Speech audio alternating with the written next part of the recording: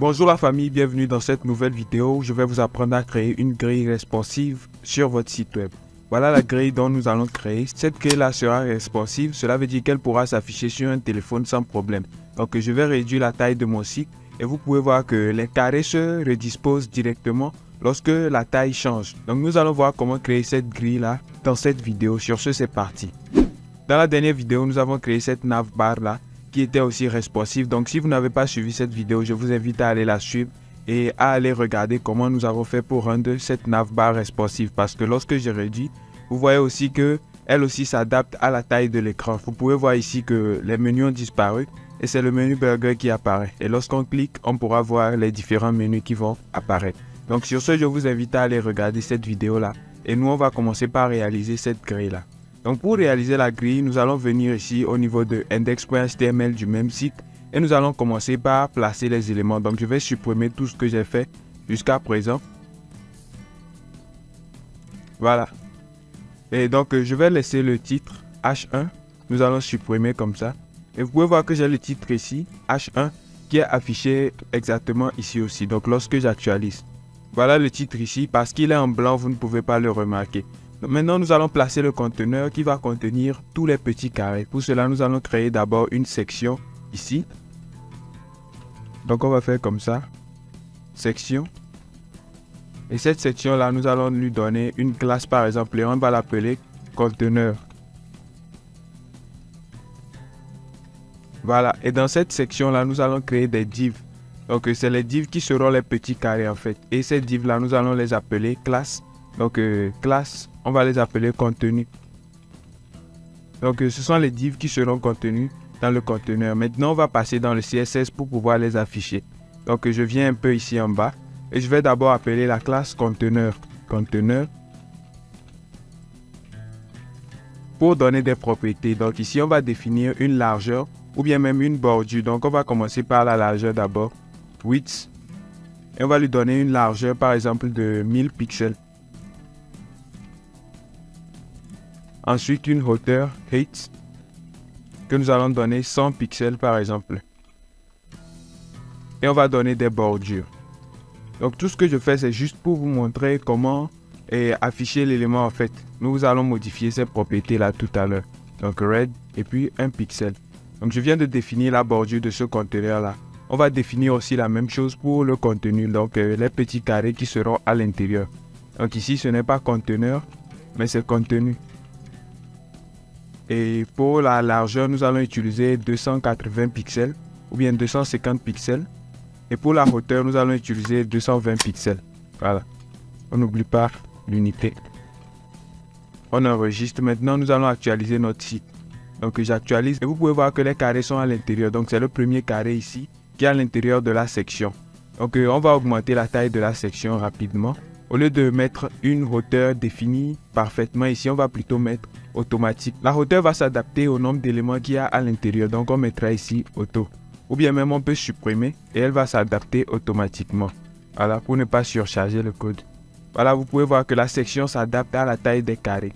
Maintenant, je vais réduire la largeur des carrés parce que c'est trop. Donc, au niveau de width, nous allons mettre juste 220 pixels. Et ici, nous allons mettre 200 pixels pour la hauteur. Maintenant, j'actualise. On peut voir que c'est raisonnable. Mais on va faire plutôt des rectangles. Donc on va aller ici jusqu'à 180 pixels. Voilà, maintenant c'est plus mieux comme ça. Et vous pouvez voir que la section est posée à côté en fait. Donc nous voulons la centrer. On veut centrer cette section là. Pour cela, on va agir sur l'élément parent qui contient la section. Donc la section ici est directement dans l'élément parent body. Donc on va donner des propriétés à body en haut ici. On va écrire comme ça, body. Et on va lui donner les propriétés telles que display flex. Ce qui va lui permettre d'afficher les éléments en flex. Donc le body va devenir une flexbox. Et lorsque j'actualise, vous pouvez voir que les éléments sont en flex. Mais ce n'est pas ce que je veux. Et comme dans la dernière vidéo, je vous ai déjà expliqué ces propriétés là que display flex nous apporte. Donc on va mettre flex direction. Ce qui va nous permettre de donner la direction à notre flexbox. On enregistre, on actualise et vous allez voir que les éléments sont replacés comme d'habitude. Maintenant, la propriété qui va nous permettre de centrer les éléments, c'est Align Items. Donc nous allons aligner les éléments comme ça. Align Items. puis nous allons mettre center. Donc les éléments seront alignés au centre. Et voilà, vous pouvez voir que tous les éléments sont au centre, mais juste que mon header est réduit. Donc je vais donner une taille à mon header. Pour cela, on va venir ici et on va faire comme ça, header. Et dans ce header là, nous allons faire quoi? Nous allons mettre width. Width égale à quoi? 100%. Donc il sera égal à 100% de son élément parent, parce que c'est dans le header que nous avons mis tout cela. Donc le header contient tout le menu. Maintenant je vais actualiser et vous pouvez voir que nous sommes maintenant avec le site initial et notre section qui est au centre. Maintenant n'oublions pas aussi le test. Vous voyez que le test aussi est affiché ici. Le test conteneur est affiché ici. Donc nous allons modifier ces couleurs. Pour cela on va voir avec quelle classe nous l'avons appelé. H1. Donc la classe titre. Pour cela on va mettre ici couleur. On va venir changer la couleur de notre titre. Voilà. On va l'insérer ici. Donc point titre. Et nous allons lui donner une couleur. Donc color. Et on va choisir le orange que nous avons choisi depuis le début. On le copie. On va le coller ici. Voilà. Donc nous venons de définir la couleur à notre test. J'actualise. Et voilà, nous avons le titre. Maintenant, nous allons commencer à agir sur le responsive. Donc pour agir sur le responsive, il faut d'abord que la largeur de notre section qui contient tous ces éléments-là s'adapte automatiquement avec la largeur de notre site. Ce qui n'est pas le cas parce que lorsque je réduis, la taille ne change pas parce que j'ai défini ici une taille fixe. Donc la taille du conteneur ici est de 1000 pixels. Donc cette taille-là ne va pas changer lorsque nous allons réduire. Au lieu de mettre cette taille ici, on va plutôt mettre cette taille-là en pourcentage. Comme ça, elle pourra se recalculer à chaque fois. Donc on va utiliser ici 80%. Cela ne nous empêche pas aussi de définir une max width, donc une taille maximale qui sera par exemple les 1000 pixels que nous avions choisi. Maintenant, j'enregistre et je vais aller actualiser le site. Vous allez voir que la taille s'est automatiquement adaptée. Donc à chaque fois que je grandis, il va calculer 80% de la grande largeur et il va s'adapter. Voilà. Donc je réduis, j'agrandis et vous pouvez voir que la grille commence à devenir responsive. Maintenant, pour le nombre de contenus ici, on va les multiplier. Donc on va multiplier les divs ici pour que vous puissiez voir l'effet en fait. Donc je fais comme ça, CTRL V, CTRL V, CTRL V. On va mettre autant. J'enregistre. On actualise. Et vous pouvez voir que ces éléments-là s'affichent verticalement. Pourtant, nous voulons les afficher comme une grille. Donc on va agir sur l'élément parent. Donc au niveau du conteneur. Voilà, on cherche conteneur. Et nous allons changer l'affichage. Pour cela, on va mettre comme ça, display. Et display, on va utiliser une valeur de grid, ce qui va nous permettre d'afficher les éléments en grillage. J'actualise et vous allez voir que rien ne va changer parce que nous n'avons encore rien défini. Donc display grid, maintenant on va lui permettre d'afficher ces éléments-là de façon automatique. Pour cela, on va faire comme ça, grid template columns, voilà. Et maintenant, nous allons choisir ici repeat. Donc il va automatiquement répéter ce que nous sommes en train de faire et on va lui dire autofill.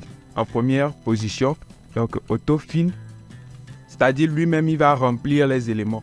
Donc à chaque fois qu'il aura manque, il va prendre une div qu'il va remplir. Vous allez voir l'effet.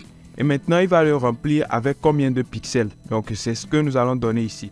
Et le nombre de pixels ici en fait c'est la largeur des éléments parce que à chaque fois il va remplir ces éléments là à côté, à côté, à côté. Donc de combien de pixels? C'est la largeur des petits éléments qui sont contenus. Donc c'est leur largeur ici 180 pixels. Pour cela, on va mettre comme ça, 180 pixels. J'enregistre, nous allons actualiser et vous pouvez voir qu'il a rempli directement ces éléments-là. Voilà, donc nous avons les petits conteneurs ici qui sont remplis directement. Et ce qui est le problème maintenant, c'est l'espace. C'est l'espace, c'est l'espace. Mais on peut voir ici que nous avons un certain espace qui est laissé. Donc cet espace-là, nous pouvons le calculer en faisant 180 pixels parce que c'est la largeur d'un seul élément multiplié par le nombre d'éléments. Donc nous avons 1, 2, 3, 4, 5. Et maintenant, nous allons le soustraire des 80% de la page. Mais bon, ces calculs-là sont longs. Je vous laisse aller faire ces calculs-là. Mais pour séparer ces éléments, nous allons ajouter une troisième propriété ici qui est le grid gap. Donc on va faire comme ça, grid gap. Donc c'est ce qui va nous permettre d'ajouter de l'espace entre ces éléments-là. Et combien d'espace nous voulons ajouter, on va le définir en pixels en faisant par exemple 15 pixels. Et là, lorsque je vais actualiser, vous pouvez voir que mes éléments sont séparés de 15 pixels. Donc, je peux aussi ajouter des propriétés à mon élément qui va le permettre de centrer ces éléments-là parce que nous avons de l'espace ici. Donc, on peut ajouter ici le Justify Content comme ça. Donc Justify Content et nous allons choisir le centre parce que nous voulons centrer tout ce qu'il contient. Et là, lorsque je vais actualiser, on peut voir que ces éléments-là se placent au centre. Voilà. Et lorsque je vais maintenant réduire la fenêtre, vous pouvez voir qu'elle s'adapte directement à la taille de ma fenêtre. Au fur et à mesure, je peux augmenter et il va directement remplir les éléments à ma place. Voilà, nous venons de créer une grille responsive.